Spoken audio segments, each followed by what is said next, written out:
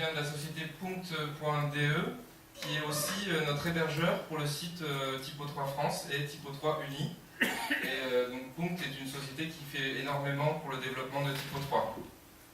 Okay, so welcome to my talk and my presentation about PTXlist. First of all, sorry for the branded slides. Normally we don't use them, but my first single attempt to use Keynote ended in a disaster, and then I had to switch back to PowerPoint in a hurry.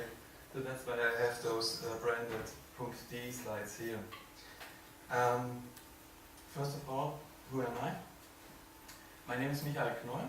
I'm from Germany, and I'm 30 years old, and working at .de, which is an internet company in Karlsruhe, Germany. And I'm studying computer science at the University of Karlsruhe, and I'm almost finished. And I've been working with TYPO3 since 2004. So after you know something about me, I would like to know a little bit about you. First of all, who has been to San Francisco 3 weeks ago? Has anybody been there at the TYPO3 conference, San Francisco? No? I should have been there. It was a great event. And who of you is actually a developer doing PHP stuff?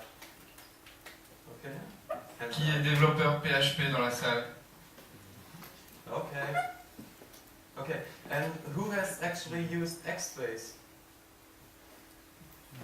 Only one? Okay. So you are quite new to Exbase, and you have a little experience in TYPO3 development, or a lot experience in TYPO3 development, and I hope I can show you something. Who of you is a TYPO3 integrator? Not certified, it doesn't matter, but who is working with TYPO3 as an integrator? Okay, quite a few. Okay, I'm asking because the talk is kind of divided in 3 parts. First of all, I will give you a little overview over the extension and what we wanted to achieve. And the second part will be dedicated to integrators. So you will learn how to use the extension without writing any code except TypoScript. And the fourth part is dedicated to developers, and we will talk a little bit more about code and development. Okay. Wait, just 1 second. Est-ce que tout le monde comprend tout? Donc on va bien traiter d'un exemple concret d'une extension TYPO3 qui est développée en Exbase, et il y aura une partie donc réservée aux intégrateurs. Feel free to ask any questions anytime if you want to. One last question. Who of you has actually implemented some kind of list in PHP? Okay. And who of you did that more than once? Okay. So that was the main reason why we came up with this extension. We did it every time we had a project, and at some point we said, can't be the way to go to have a new list every time we have a project requiring a list. So, first of all, let's look at some lists. You probably might know this one. It's an article list from Amazon. You type in, I was searching for some ink for my printer, and that's what I got. So you have a field that you can write something in, and then you push search, and you get a result list. The next one might be known to you as well. It's the issue tracker from Forge. I think, oh no, it's not PTList, it's another extension, but you know this list perhaps if you have worked with forge.typo3.org. And then we have another popular one. It's a list generated by the backend module. I guess you all know this one. And the last one is something quite uncommon for a list. It's a gallery showing some photos, but this list is also implemented using PTXlist, and we will come back to that later when I will show you an extension developed with PTXlist, which is actually a photo gallery. So we started to think about what are the essentials of a list that we can pull out of all those projects where we have implemented lists and put them into a generic extension. Ok, donc là l'idée du projet, c'est bien de trouver quels sont les points communs entre toutes les listes qu'on fait généralement sur un site et d'essayer de les regrouper dans un projet qui sera donc multi-liste. Okay. And obviously, the first thing you recognize, a list consists mainly of rows. Not every list, but most lists. And the second part are columns. Put together, you should be able to display some sorts of cells, which are divided into rows and columns. And to give some explanation about what the cells are for, you might have a header as well as a footer below it. And as we are not talking about static lists, which you could do with a table tag or something, you want to have some kind of sorting. So whenever you push the button in the header, for example, you want to sort the list. And another application which we found most frequently is filtering, so that you can choose which records to display.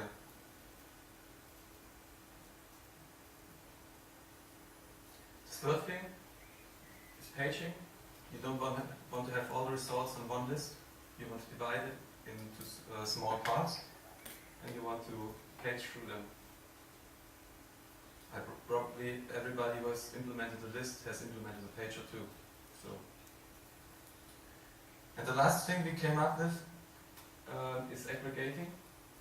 For example, if you have a shopping cart and you want to display the articles in the shopping cart to your customer, you want to show a sum of the cost for the article. And so we try to implement a generic aggregating for the rows in the list. So when you say aggregating, is that you can do a mathematical operation on it, or you can mix the result together, or is there other thing you could do? We came up with the first version of this extension using SQL functions. And so you could use every SQL aggregate function that there is, like average, sum, max, min, I don't know, there are quite a few more, but I can't remember. And you can use all those functions with PTX lists. So you can do a sum, you can do an average, you can do max, min. I will come to that later with a quite silly example, but you will remember it. So as a summary, as a basic functionality for our lists, we want to have rows, columns, cells to display the data. We want to have a header and a footer. We want to have some kind of sorting, filtering, paging, and aggregating. Basically, that's it. So, how did we put all that into our extension? First of all, PTX list was not the first extension we wrote for generating lists. It's actually the second one. The first one was based on a framework developed by our own. And after 1.5 years of development, exbase was created and made public. And then we switched developing from our own framework to exbase. So we had quite a little experience on the pros and cons of using a framework, and we had some traps that we already went into and wanted to avoid in the second attempt. So our components look like that. We have here the MVC stack, like templates, view, and controller. And the thing in color below, it's the model of the extension. I will leave that for the moment and show you some of the components with a concrete example. This is some of the main functionality of our list. I will show you that in a live demonstration after that slide. You have some filters above, which you can define for every field in the list. We always use the static tables from TYPO3 because we have included those lists as examples in our extension. And so that everybody can use it, downloading the extension, we use tables available in every TYPO3 installation. So never worry about some stupid things like taking a sum over phone numbers or taking the average of phone numbers. So in our example, you can filter country name, you can filter every defined field, you can look for a maximum phone number, you can filter for continents, you can filter for ISO numbers, and you can filter for subcontinents, and the filters show some different ways of displaying a filter. Like you have a multi-select filter here, you have a single select filter here, you have a string filter, and you have a maximum filter taking numbers. So that's the upper part. The middle part is the list itself, which consists of a header, the data and the footer. And every cell in the header is used for sorting. I think that's quite common. If you click on the heading, then the data below will sort according to the heading. And here's the aggregation part. As I said, it's not very, it doesn't make much sense to build a sum of phone numbers, but it works and it shows how it works. And on the bottom, we have the pager. So now we can connect the components of the last slide, those ones, with those components here. We have the filter component for the upper box, which mainly creates SQL constraints, but I will come back to that later. And we have the sorter here, which creates kind of an auto-by statement. We have the list data itself, the aggregation block, and the pager, which is mainly kind of a limit statement for the SQL statement generated. I can show you how this works in a browser. Unfortunately, the projector is quite small, so it's a little tricky to do that. We have an additional filter here, which is what we call a first letter filter. If I click on an A, all capitals starting with A will be filtered in the list. You can see it here. We have Eritrea, which has capital Asmara. I don't know whether it's true, but I believe in it. And we have only the cities, the capitals with an A at the beginning. And we have paging now only for those countries that have a capital with A. So everything changes dynamically once I use one filter. I switch back to all capitals. And as you can see, I have a lot more pages now.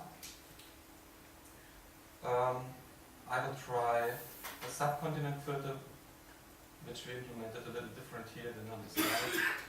I will submit it. And now I have only countries from those subcontinents with 3 pages, so it's not a fake, it's working. And we can try sorting on the capital. Now we have all the countries for those subcontinents ordered by the capital. All this functionality comes out of the box. We didn't spend much time in any styling because in the last version we spent many days on CSS styling, and in every project we used it, we had to switch it all back and do it from the beginning because every custom project looks different. That's why we no longer do fancy CSS styling for those lists. They come with a basic setup and you have to style them on your own. So that is the standard setting that you provide with the extension, right? Exactly. That we personalize after if we want to. Okay. I will show you later that it's very easy to style those lists however you want. You are not bound to this kind of grid layout here. You can mix it up in every possible way. Okay. Do we have any questions concerning this setup? Okay. Then I will show you how to set it up as an integrator. As I said, second part for integrators, third part for developers. Maybe one question? Yeah. Before going deeper in the code, I saw in the previous image there was a data mapping. I would like to know if there is an ability to get information from external data sources. It was one goal of the architecture to be able to connect to any data source. So at the moment we have a data backend for Exbase domain objects and for SQL backends. Basically MySQL and the TYPO3 backend itself. But it's really easy to connect any SQL database, and with a little more effort you could connect to external data sources or to things like Solar or SOAP services. Because all the big block here, it can be exchanged, and those components here, they give you kind of a generic object for queries. They do not use SQL. So it's up to you to translate those objects into whatever query language you like, and then you can connect to any data source. Okay, thank you. Okay? So, how can we set up a list like I just showed you? As I said, there is an example package shipping with the extension. When you install the extension and go to the template module, you will see a package, I think it's called demo lists or something. And after you put this template on the page you want to show the list, you can choose some sample lists and go to the configuration to see how it works. We will set up a very simple example just to give you the basic concepts. So whenever you want to use the extension, you have to do 2 steps. The first step is you have to set up the configuration of the list in TypoScript, which is quite straightforward and well documented. And the second step is you have to include some plugins on the page you want to show the list in the front end. So, as I said, we want to use the static info tables, static countries table. Just to remind you of the table, here are some fields so that you can see how it looks like. It's taken from PHPMyAdmin. And the first thing you have to do is generating a list identifier for each list you want to configure. Because PTX list is not limited to showing one list on a page. You can show as many lists as you like. And you can imagine whenever you click on a filter or a page or something, the extension has to decide which list to page or to filter. That's why each list gets its own identifier. So the namespace is the usual namespace for Exbase extensions. Those of you who have worked with Exbase will recognize the prefix here. It's the standard prefix for all TypoScript settings in Exbase. And below, that's our own convention. We have list config, dot, and then we have the list identifier. And all configuration concerning one list goes under this name. Is it clear so far? Okay. So the next thing we have to do is we have to tell PTX list what kind of data source to use. As I explained to you, we can use different data sources. And we have a little trick here so that you don't have to write all those stuff. We have something we call prototypes. I come back to that later. And a prototype is mainly a package of TypoScript configuration which you can easily reference so that you have all the basic settings with this single line of code, which is 3 lines here because I have to break it. And the only thing you have to do to access the static countries tables is to tell PTX list to use this table for your list.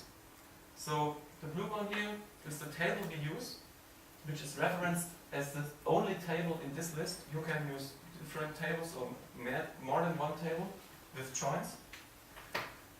And after we told PTX list that it should use a TYPO3 data backend with this table, we have to tell PTX list which fields to use.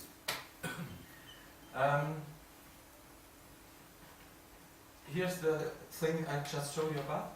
And then we have the setting fields, and we give each field an individual name. And we tell TypoScript which table to use, the blue one you remember from the other slide, and which field to use. And those field names can be referenced later in the columns, which I will show you. Someone asked in the last presentation why we do this step here and don't use the names from the database table. Do you know the answer? Yeah, think about 2 tables with the same field names, and then you have a problem. Okay, that's why we give individual names here. So the third part are the columns. Again, columns could be the same as fields, but then you would be limited to one field in a column. Here you can use as many fields as you like in one column. So if you have like first name and last name as 2 individual fields in your database table, and you want to show last name, comma, first name in your column, then you can use 2 field identifiers in your columns, and Xlist will show this out of the box.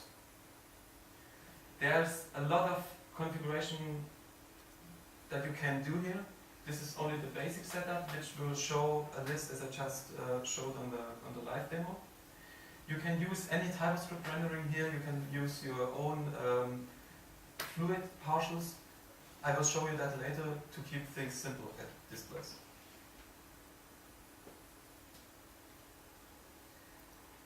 The last thing we do here is to set up some filters, which might look a little complicated. We have a namespace for filters, then we have the filter box, and then we have the actual filter configuration. The reason for that is that you can group as many filters as you like in one box and put it as a single content element on your site, but you can use many filter boxes. So in the example before, we had those first letter filter, which could be placed just above the list without any space or something to make it look nice and easy to use. And you could use a second filter box above. Then you would set up two filter boxes here with as many filters as you like, and you are free to place them wherever you want. A filter mainly consists of a prototype which brings all the basic configuration. That's this line here.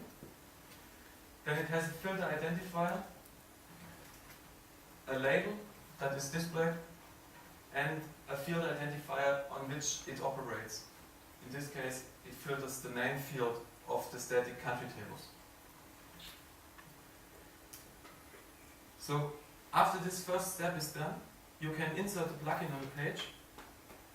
It's a simple page content element with type xlist, and once you have set up the TypoScript configuration, it will show up in the flex form.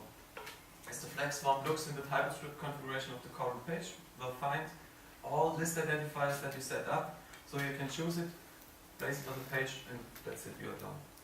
About the label, all the labels you put in your TypoScript, are they able to be still wrapped? You know, Yes. Can we Yes. make translation? Or Yeah.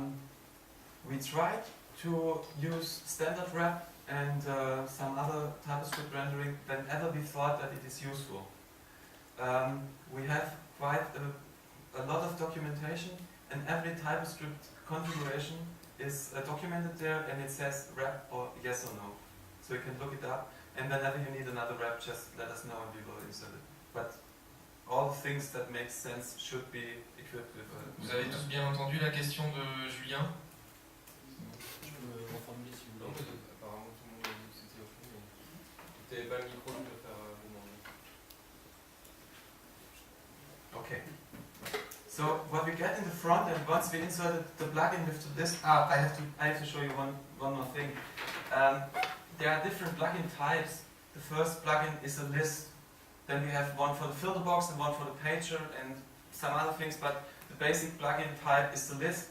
And once we insert it, we get this list we just configured in TypoScript, plain and easy.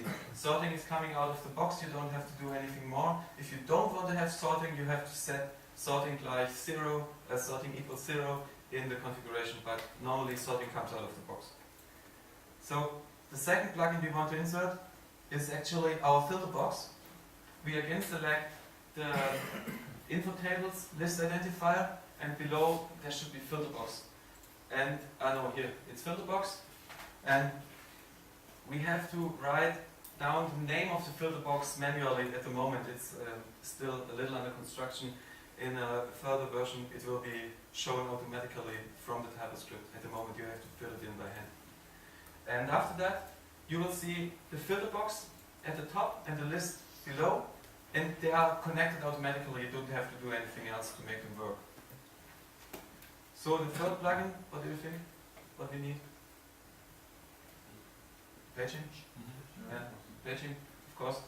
Everything like before, but you select pager as plugin type, and then you have the pager on the bottom doing everything you want to do. The pager is automatically connected to the filter, so when the result is reduced to, let's say, 100 records, then the pages will be reduced to 10. So you don't have to do any connection between the elements. Every connection is done because of the list identifier. Okay. So your question is probably something like this. if you want to do something more complicated with your list. As it's shown here, you have the columns configuration. You remember the second part? Second part, you did the fields to name the fields of the database, and then you set up the columns which are actually displayed. And in this case, we just wanted to give a simple example, making a little sense. We want to display a little UN flag before the country, if the country is a UN member. So we can use a COA object and add an image object to it and do kind of a condition. If the value of the field UNO member equals 1, then we want to have the field wrapped with this little flag. So here you can see one example for a standard wrap. And as you can imagine, you can do a lot of stuff here. Like for example here, we render a link, and if you do that for most basic lists, you have like CRUD functionality for a simple list. When you click on it, you can edit it. If you click on it, you can delete it, or you can show a detail page or something. So you are all done with TypoScript configuration without writing any PHP code. I hope this works. We have that in the examples. The problem is that the lines are very long and we have to break them, and sometimes something gets lost. So don't kill me if it doesn't work, but take a look at the examples. Everything is in there and everything is working there. I think the flag is on the demo page here. That's the flag I was talking about, this little UN thing here. And unfortunately we do not have a link here. We could have linked a Wikipedia page or something else, or a detail page, whatever. But it can be set up with TypoScript. So okay, those last two examples should show you that there's a lot of things possible with simple TypoScript configuration, and you do not have to write a lot of code. What you have to do is style this thing using some style sheet. Do you have any questions so far concerning the configuration? Yeah? We talk about detail pages. Yeah. Can you generate some detail pages with your extension? No, not with the extension. But it's really simple to generate a simple detail page with exbase, and you can easily pass the parameters required for this detail page within the TypoScript configuration. I can show you later at the gallery example. We do exactly this. We have an album view with single images as thumbnails, and if you click on it, we call an exbase detail page. Yeah. But it doesn't come out of the box. It's restricted to lists. We are planning to have the same thing for forms, so that you can click on a record and you get a form to edit it, but that's still in progress. Can you do some split list, the first element with a special rule and the other one with a classical view? Many times when you list items, first one,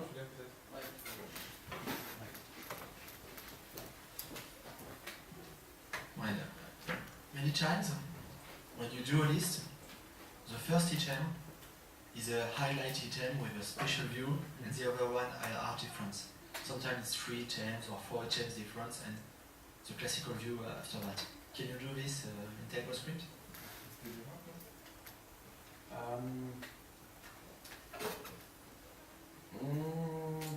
The problem is I'm not very much into TypoScript. So I'm quite sure you can do kind of a condition, like here. Option splits. Making some flag or something, and then you can let TypoScript decide how to render it. But I could not show you. I really have very little skills in TypoScript. What you can do, but it's not completely in TypoScript, you can give TypoScript a fluid partial, which is rendered for each column or each row. And if you do so, you can use whatever condition you want in your partial to decide how to render this row. So even if it's not possible if with TypoScript, which I actually don't know, you could do it with a simple partial without PHP code. And can we use two plugins of list? One for the main chain on the main column and the rest of the list on the side column? Yeah. You think they are both displaying the same records, but the first record is displayed on this list and the other 10 are displayed on the side?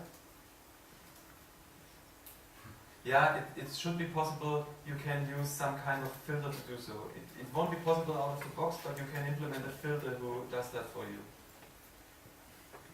We will come back on writing filters later, then you will see that they are very, it's a very powerful tool to develop such things. Okay, I was talking about prototypes. Perhaps it sounds very difficult, it's quite simple. What we do there is we have a lot of TypoScript settings which are not actually used. They're just shipped with the extension. And if you want to set up a filter, for example, you can use this prototype and get all the basic functionality without writing this down by yourself. And we have kind of a merging that looks up your configuration and the prototype configuration and will override the prototype settings with your settings. So it's simply a way to make things easier for integrators. I don't have a code example here. If you are interested in how we develop those things with Exbase, it's all inside the code and it's available at Forge, GitHub and Tear. So feel free to take a look at it, and if you have any questions, let me know.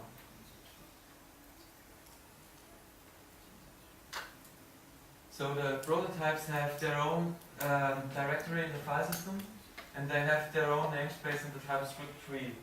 So it's, besides the fact that it makes things easier for the integrator, it's also kind of a documentation. If you want to look up something, or you want to come up with your own filters or your own components, you can look up the basic prototypes from our code and get an idea of what is working and how it's working. Prototypes are used quite easily, as I just showed you with the filter. We have a filter which we label with the array index 11, and we copy all the settings from the prototype into this number, and then we override whatever we want to have individually configured. Oops, that was stupid. Wrong key. Sorry.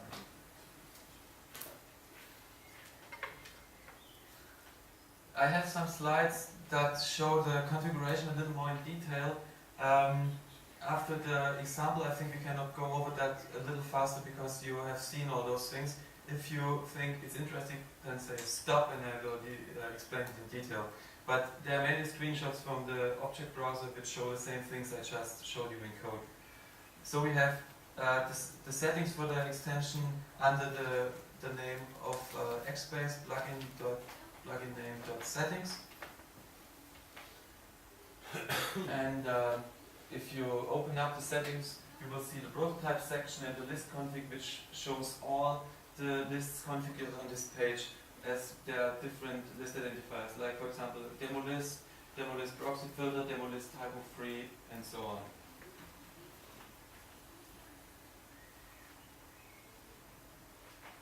I think I explained the concept of the individual namespaces under the list identifier, which we need for multiple instances of lists on the same page.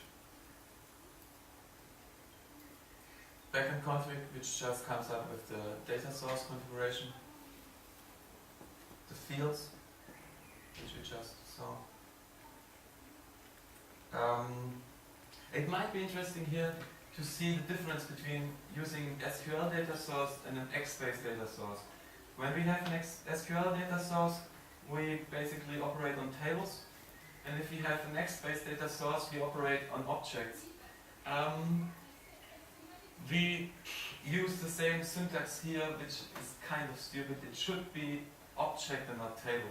That's perhaps a little confusing, but the Exbase configuration uses one Exbase repository. For those of you who have worked with Exbase, uses one repository to get all the data So the repository determines which main object you use. Like if you have a gallery and you have a repository for the albums, and you have a list of albums, then you will use the album repository, and self here will be the album object, as it's the main object generated by the repository. Looking at it like that is a little bit confusing. Looking at it at a real world example will make things quite clear. And what's very important, you can access the whole object here with under dash dash. What you call this thing here? Dash dash object dash dash. And then you have the whole object in your fluid template, and you can access every property in your template if you render the list later. So the columns, basically what we just saw. Here you can see how translation works. The label is translated with an LLL file here, just plain TYPO3 syntax. You can configure individual style sheets for each cell, like shown in this example here. Then we have the filters.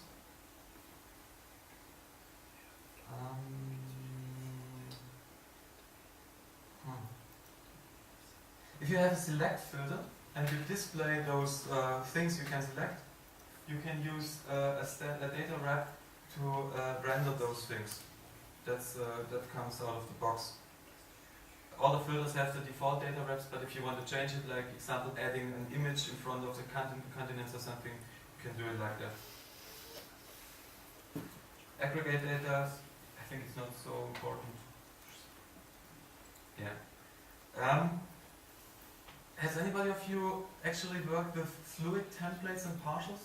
Is the concept clear to you? Just a bit for me. Okay, I will explain the basic idea behind this concept. Normally, if you have a template for your extension, you have to write everything into one file. And whenever you want to change a little thing, you have to replace the whole file. Fluid comes with a different concept. You can put small templates into a big template. And the small templates are called partials, and the big template is called template. And to make things even more complicated, there can be something around all those stuff, which is called a layout, I suppose. I think it's called a layout. So with a layout, you can, for example, switch between the presentation in the front end and the back end. So if you write a backend module, you can use all the templates that you use in the front end, but you want to have it in this TYPO3 grid with the TYPO3 fonts and the TYPO3 buttons, and then you can put that into a layout, and you can have a backend layout and a front end layout, which actually uses the same templates inside. And how do you use this layout? Are you talking about a template backend layout, or is it something totally different? No, it's something totally different. It's flexible. It's about flexible content, or no. I'm not talking about the content elements, which you probably know from Template. yeah. Template lets you take an HTML snippet, define some placeholders via clicking, and then you can put whatever content in there. I'm talking about templates that are used to render the output of your plugin. Okay, but you talked about the backend, no? Yeah. One big advantage of exbase is that everything, or almost everything, that works in the front end also works as a module in the back end. So if you write an exbase extension which generates some kind of list, for example, you can use this list in the front end, but you can also use this list in the back end. And to make styling easy, you can create a layout that handles the output in the front end and in the back end differently. I don't have any examples prepared because I didn't know that we should talk about it. But I can show you later in the demonstration of the gallery. There you use it. Okay? So coming back to our extension, we have some templates that handle the output in a big image, and we have some partials that handle the small things. One partial, for example, is the pager, which only renders the little pager snippet, and you can put it wherever you like inside a template. And the syntax of Fluid is quite simple. It's almost an XML syntax, except some differences. You have a namespace for what is called a view helper, which renders some kind of output defined by a view helper class. F is the standard namespace for Fluid view helpers, and then you have attributes. So it's should be quite used to you, as it's quite similar to HTML or XML. And you can access any variable inside the template with those curly braces. To make things a little more complicated, you have a second syntax for the view helper, which is called inline view helper. Then you don't use the text, but you use the curly braces, and then you have to write it a little bit different. For the integrator, I think it's really easy to edit those templates, as it's it can be done in any HTML editor, and it shows up in the VisiVig quite clear, I think. And they don't have to learn another syntax, because that's what they are used to when they are editing HTML files. There is a great documentation on this stuff. It's called Exbase and Fluid cheat sheet. It was in the TYPO3 magazine some editions ago, and I think you can download it. I think it's from TypoFactum, the company. But if you Google for Fluid or Exbase cheat sheet, you will get that, and it's one sheet of paper, printed in front and back, and you have all the main syntax and stuff on it. I can really recommend it if you want to work with Fluid.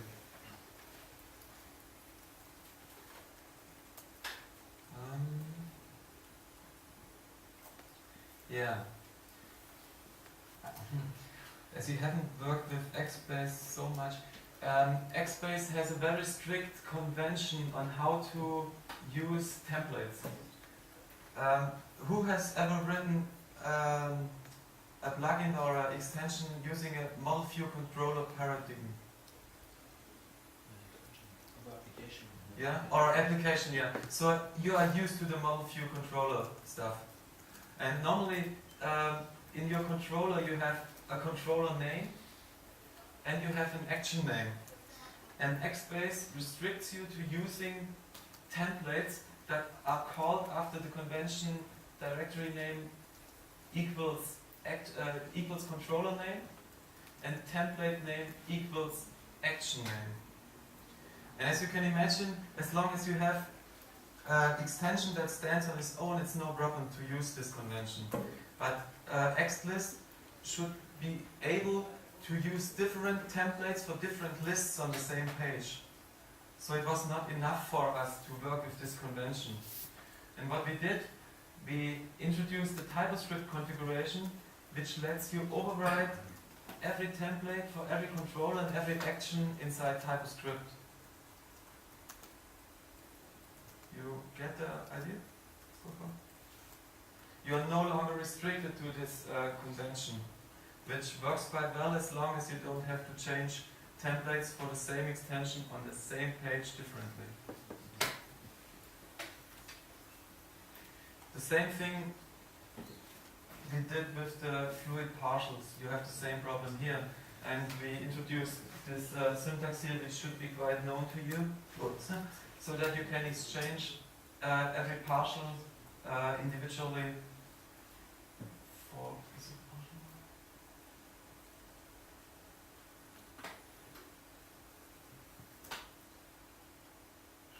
Yeah, so that you can replace any partial within any other extension or a file admin.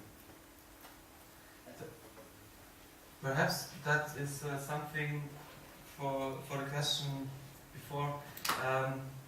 Here we use a Fluid partial to render a cell. If you put all the fields in one cell, you can render a whole row with this mechanism, and you can use a Fluid partial for one row in the list. And you could do everything you like with it. That's possible with with fluid partials. As I said, variables are accessed within curly braces in the templates and in the partials.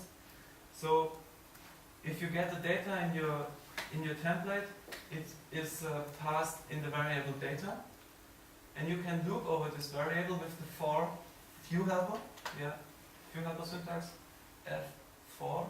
Then you have an attribute each that iterates over the list data, and you can set which variable name should be set for each single row, and then you can access the row here. So that's basically a very simple template for a list that you create on your own. Then you are no longer restricted to the default template of XList. You have to do all the rendering on your own then. You have to render the sorting columns and headers and so on. But that's a very simple way to write your own templates for rendering the list. And accessing the data is quite simple by using curly braces. And the name of the properties from data row equal the name of the fields defined in TypoScript. What's the meaning of the dot format that they actually? It's another partial column. It's a view helper called format.html. I think it renders the HTML inside this field. You always have the problem if you pass content directly to your template. You have to be careful with cross-site scripting or something. That's why I think that the content you get from a variable is per default escaped. But if you want to render it as HTML, you have different view helpers that let you do that. And I'm not completely sure, but I think the format.html view helper does exactly that. It renders the HTML as it comes out of the variable. Okay. The last feature I want to show you is export. Probably many of you have already implemented some kind of data export. So you have, let's say, what was the last thing I have to do? Invoice. So invoice is a typical example where you print an invoice and you want to have a nice PDF made out of it. And then you start with HTML to PDF or XSLFO or all those fancy technologies that never work. And we have some default exports. In the previous version we had quite a fancy PDF export which is not yet ported because we are not lucky with the technology we used.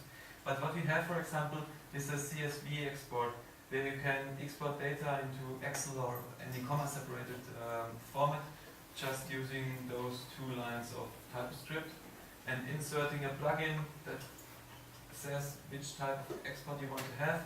Then you get a link below your list and you click on it and you get a CSV file of the data from the list. It's easy to write exporters for XML or any other format and it somehow comes out of the box. Does it export the whole list or the page native list? Sorry? You have one page on the list. The export is the whole list or the view page? You will think if you have different pages whether Yes, it's you have only a page. export. I think you can set that up. You can say only export the page you actually see or export all the data in all the pages. We have this setting for the aggregate data because there you have the same problem. Do you want to have the aggregates only from the data you are actually seeing in the page, or do you want to have the aggregates from all the data which is paged? And there you can set it. I'm not sure here, but it's not that big thing to implement that. Yeah. Okay. We have one thing that I want to show you because we are really proud of it. We thought about a different concept of writing documentation for extensions. And it was like a little war in our company because our boss is very much into LaTeX. Yeah, it's like the killer solution for everything. And on the other hand, there are some poor developers which are not so much into LaTeX. And Then we thought about OpenOffice, Word, LaTeX, DocBook, I don't know, there were different things. And finally, as the Flow 3 documentation is being written in DocBook, I think, we decided to use DocBook, and luckily we had a student which she's studying documentation, and she's very much in this stuff, and we came up with a DocBook documentation format, and we did quite a fancy rendering for TypoScript settings which you normally look up in the documentation. I will show you that in a live example. So what you get is, at the moment, is a rendered PDF like this one. It should look quite nice, it's rendered. And the TypoScript settings are explained in a tree which you can fold up in your content here. And you can click on each element, and then you will jump to the element. It's a little small. And you can also use this namespace stuff here to go up again. So it's quite easy to navigate through the documentation once you go in the object browser and look up the property you want to get the documentation for. You can follow the tree here and click on the respective setting and get all the documentation for it. And to do that, we use a very simple XML file which only holds the TypoScript keys like name, TypoScript key, description, variants, and there should be children and parent and some other settings. And we rendered that using an XSLT file into DocBook, and DocBook gets us this nice layout here. So we hope to somehow get that into the templates for other extensions and make it available for you. All the XSLT files and the XML files are included in the extension. The only thing that is not included is our company branded layout for the DocBook, so you get an out-of-the-box DocBook file which you can brand by your own. But the translation from XML to DocBook is included in the documentation if you are interested. And I think that it's quite a nice way to get documentation for TypoScript in the future. The documentation, of course, is included in the extension. Okay. Mainly, that's the part for the integrators.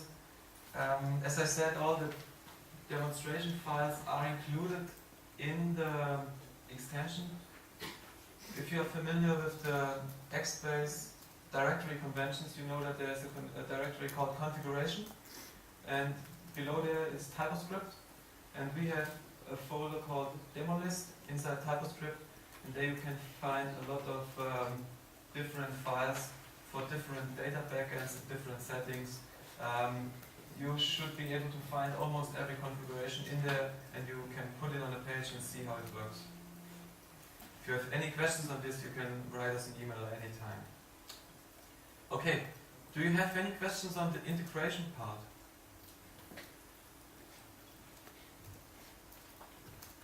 Yeah? Is it working in the backend? Yeah. It was quite hard, but so we can imagine to use your extension to manage records, like in the list module. yeah. We do that with the gallery extension.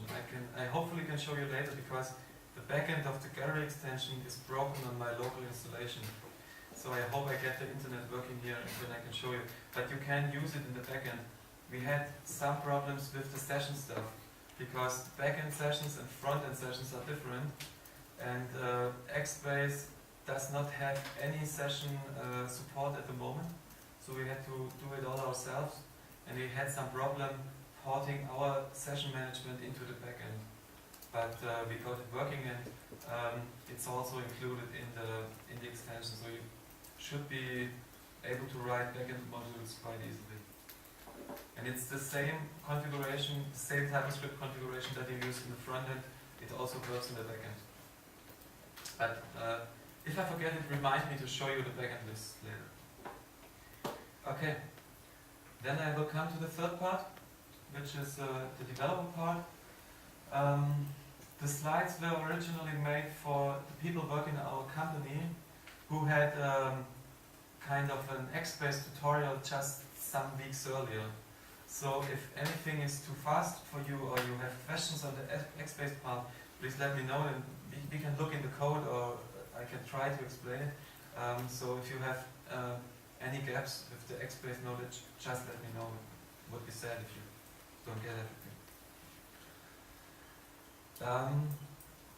From an Exbase point of view, the architecture is again interesting because Exbase enables you to separate the domain logic of your extension from the framework logic. The gray parts on the top are what I would call framework logic. It's like the controllers or the view or the templates which shouldn't be coupled with our domain logic. The reason for that is if you want to port this thing to flow free, for example, and you have all the logic inside the controllers, you will have big problems to port it to some other platform. If you are separate your domain logic from the framework logic, then it could be like a 2 or 3 hours day's work to port it somewhere else. And so we really tried to get all the things apart from the framework and get them work on their own and just let the framework use our objects. So you have this gap here between the colored components and the gray components, which is actually the interface between Exbase and our components. It sounds a little abstract, was quite easy, just don't write fluid Exbase code inside your domain objects and don't make use of domain logic in your controllers and then you're almost done, almost. So the goals were, first of all, porting an existing extension to Exbase. We had all those things working before and we wanted to have them in Exbase. And the second goal was we wanted to be able to list domain objects. The difference between domain objects and tables is the data source and data backend. If we use tables, we have like an SQL connector that gets SQL queries, gives back some arrays, and we render a list from them. If we have domain objects, we have a repository as a data source, which again gets a query object, not a SQL query, and gives us back a bunch of domain objects. Is the difference clear? Okay.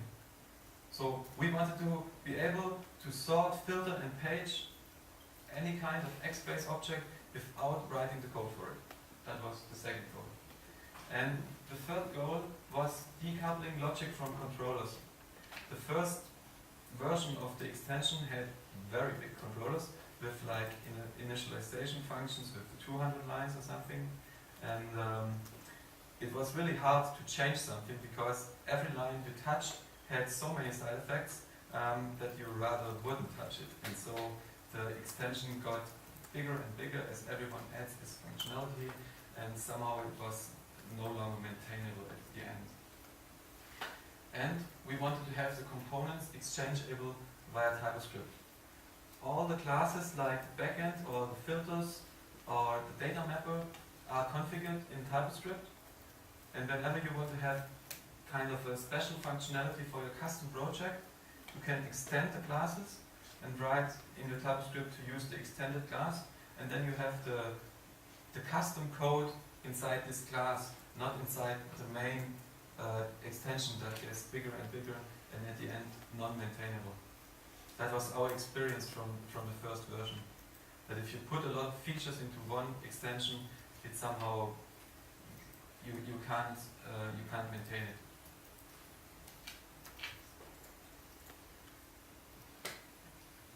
So again, the components, now from a developer's point of view, we have this big part at the bottom, the data backend, which actually connects our extension to some kind of data source. You have to do 2 translations to make this work. The first translation is you get a query from filters, from pager, from sorting or from whatever, and you have to translate this query into your data source language. So if you use a database, this will be SQL. If you use XML, that could be XPath or XQuery or whatever. If you use Exbase, it's an Exbase query object. So this connector here takes a query which is kind of generic within PTXlist and translates it into whatever data source. As we only have to translate the query object and not make the components itself translate their stuff into whatever language we want to use, it's quite easy to exchange this thing. And the second connector is whatever data comes from our data source must be put into a structure that we can handle within our extension. So we also have to adapt the data mapper to be able to connect to whatever data source we like. And as you can imagine, many databases, for example, will return a PHP array. So if you have a data backend for one database, you can use every database with the same data mapper. That's why we separated data source and mapper. The second part, which was quite a lot of work, who of you has written assertions making sure that the TypoScript configuration coming into your extension is correct? Like throwing exception if the key is missing, or throwing exception if there is no integer when there should be an integer, something like that. Never done that? Okay. About that, but never applied. We thought to do that, but we never implemented. Okay. Yeah, we did that very often, and we had this first framework developed on our own, which had all the configuration put in an array, and whenever you need a value from this array, you had to use an assertion to make sure that the value was there. So we thought about something a little more intelligent, that is like instantiated once, checked once, validated once, and then every time we use it, we can be sure that the value is correct. And we came up with what we call a configuration builder. It's not that sophisticated as it might sound. It gets this huge TypoScript array and builds little configuration objects. And the values from the TypoScript is checked exactly once when you build these objects. And after that, you have all those fancy stuff like code completion and getters and setters for the configuration, and you can be sure that the values are correct every time you use them. Yeah. I won't show you any code as it's, I think it's a little too much PHP for bringing home after that talk, so we will go on with the other components. But if you have those problems, that you have a complicated TypoScript configuration, and you want to make sure that the values are correct and that you have integers when you want integers, and that you have a unique list identifier and all those things, I think that's quite a nice architecture. And we are trying to separate this in a middle layer between our extension and Exbase and make it available for other developers. But it's at the moment it's in progress. I hope during the next 2 weeks we have it finished. So again, the next components are filter solver page. As I said, we use kind of a query object generic within our extension, which is the same for every data backend we use.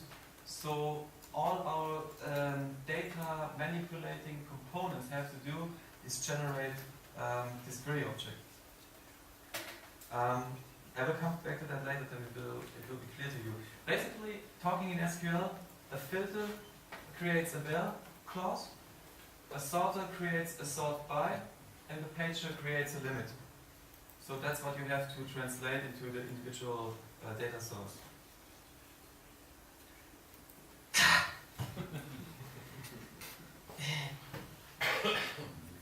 It's been a long way to come here, and some of my brain seems to be on the road.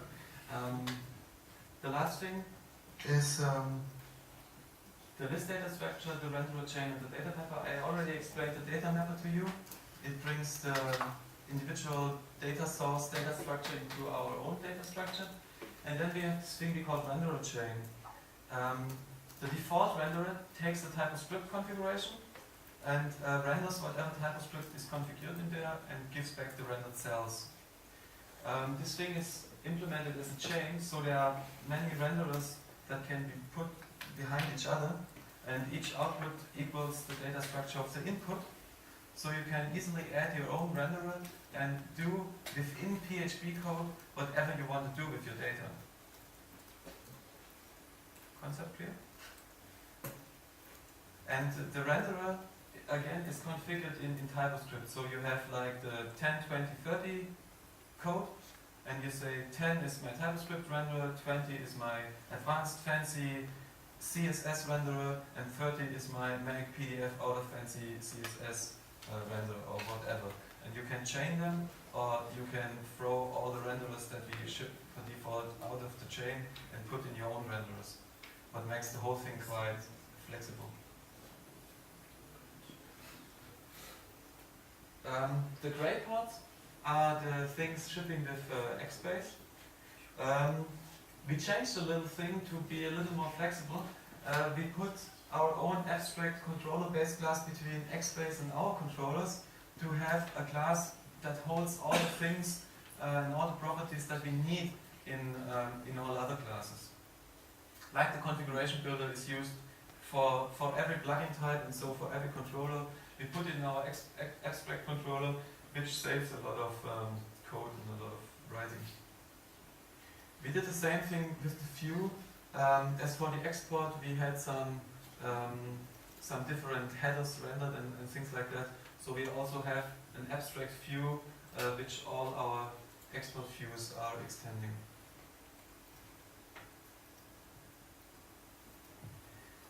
After about half a year of development or something, a new version of exbase was released, and on the next day all our tests were read and nothing was working. So we started to dig into the exbase code and try to find out all the non-public API functions we used and try to figure out how they changed. And as a kind of a lessons learned, we now use what we call PT exbase, which is a middle layer between exbase framework and our extensions. And we started to write adapters for every functionality we used from exbase, which is not stable public API. Before we did that, we had about 2 days changing our non-public API using functions from exbase. After we did that, we hope to do that in less than 2 hours because it's all concentrated on one point. I can strongly recommend you if you use exbase and you do it a little more advanced, try to get yourself this middle layer. I think it makes you more flexible with the changes that will appear in exbase.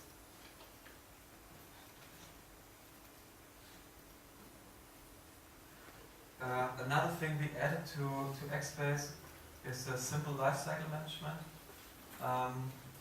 Normally you have objects that come from the database when your application is started, and then that are written back to the database once your application shuts down.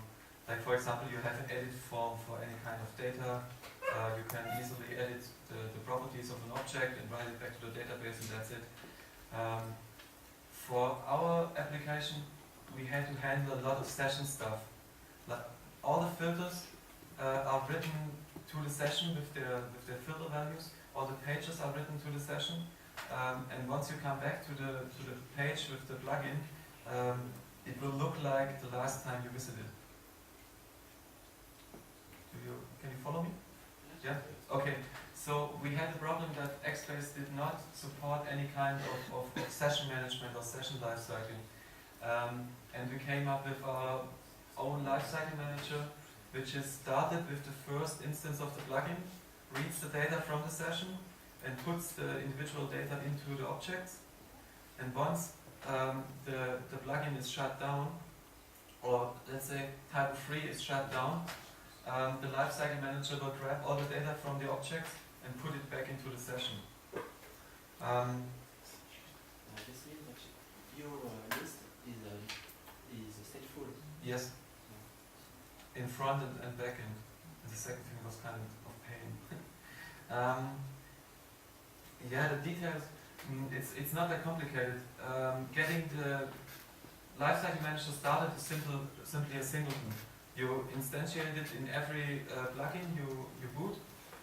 Only the first time it will get instantiated as its singleton, and then you have kind of a shutdown command in TYPO3 where you can hook, and that's where our lifecycle manager hooks. And once TYPO3 said I'm going to shut down now, the lifecycle manager will persist everything back into the session. To make these things a little more easy, we use namespaces for our objects. I think if you're using domain objects in Exbase and you use who has written a template with a form storing data into a domain object in Exbase? Are you familiar with that?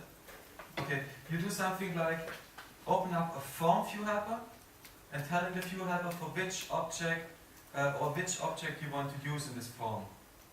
I think it's called object or form. And then you can use the properties of the objects for your fields. So you can map every field of your form to one property of your object. And all you have to do in your controller is writing in the parameters of the action the name of the object you handle with this form and all the